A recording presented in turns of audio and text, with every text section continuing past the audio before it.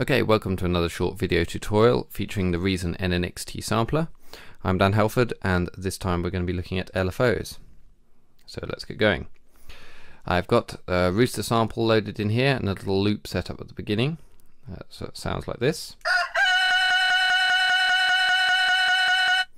And we're going to modulate that using an LFO, or Low Frequency Oscillator. The LFO controls in the NNXT are down here. It's two of them, LFO1 in the bottom left hand corner, the little box out there, and a much smaller box here, LFO2, just to its right. Low frequency oscillators, LFOs, are ways of generating periodically changing control data that can be used to automate or modulate other parameters. And in the NNXT, LFO1 is able to modulate the pitch, the filter setting or the level, and LFO2 to modulate the pan or the pitch. So let's start by looking at LFO2 because it's slightly the simpler of the two.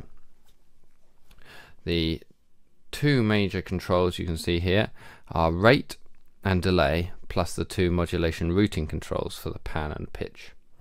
So if we set this LFO to control a pitch with a positive correlation, so when the LFO value is rising, the pitch will rise, and when the LFO value is falling, the pitch will fall. The rate here is the speed of the LFO, so it's a oscillating waveform, so it's set in hertz. So let's take it quite slowly, sort of about 0.5 hertz. So that's once every 2 seconds approximately a periodic cycle will be produced, and leave the delay off for the moment.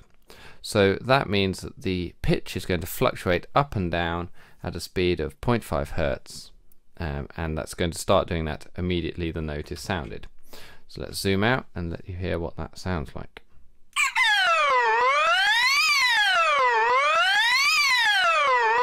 So you can very clearly hear that periodic sinusoidal modulation of the pitch. Now the delay function, as you might imagine, imposes a delay set in milliseconds, so let's just bring that up to a second, and that is the delay before the modulation of the LFO kicks in. So you hear how that sounds. So the initial part of the rooster's call was unaffected before the modulation began. And of course the rate can be increased, and both of Reason's LFO oscillators allow the rate to be pushed right up into audible frequencies, so frequency or indeed amplitude modulation effects can be achieved through them.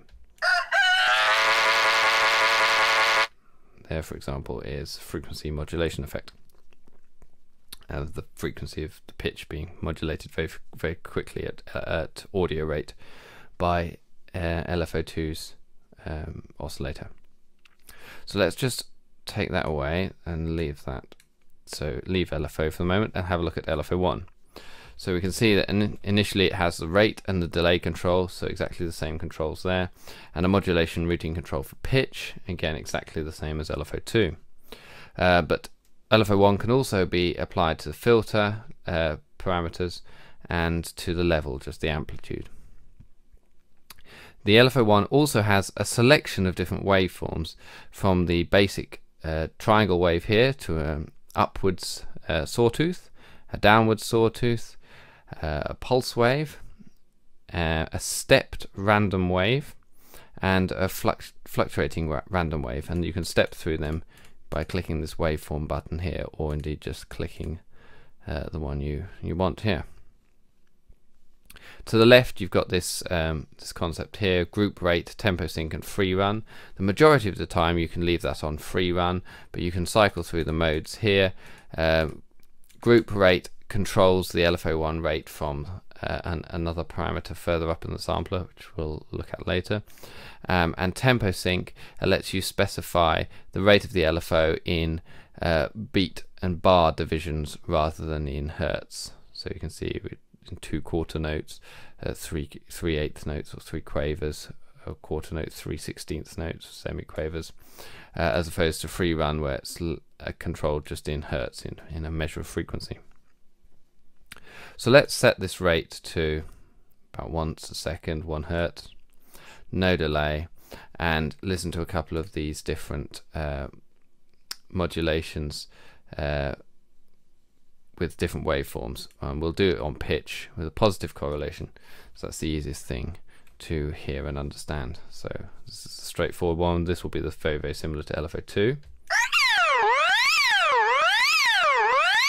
So a simple up and down, and rising sawtooth, a falling sawtooth,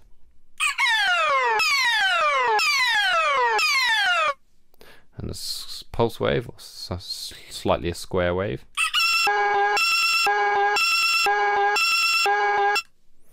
Now a stepped random wave. This will produce random pitch values, but not continuously fluctuating, just they will plateau for a set period of time.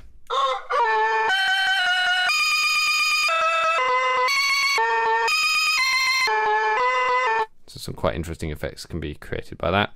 And this is a fully random wave, so that doesn't have the stepped plateaus, it simply fluctuates against time continuously.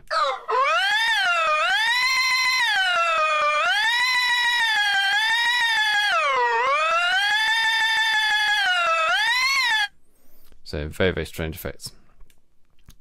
Okay, so LFO 1 and 2 can be used to modulate pitch, filter, level for LFO 1, and pan and pitch for LFO 2, or any combination in both positive and negative correlation.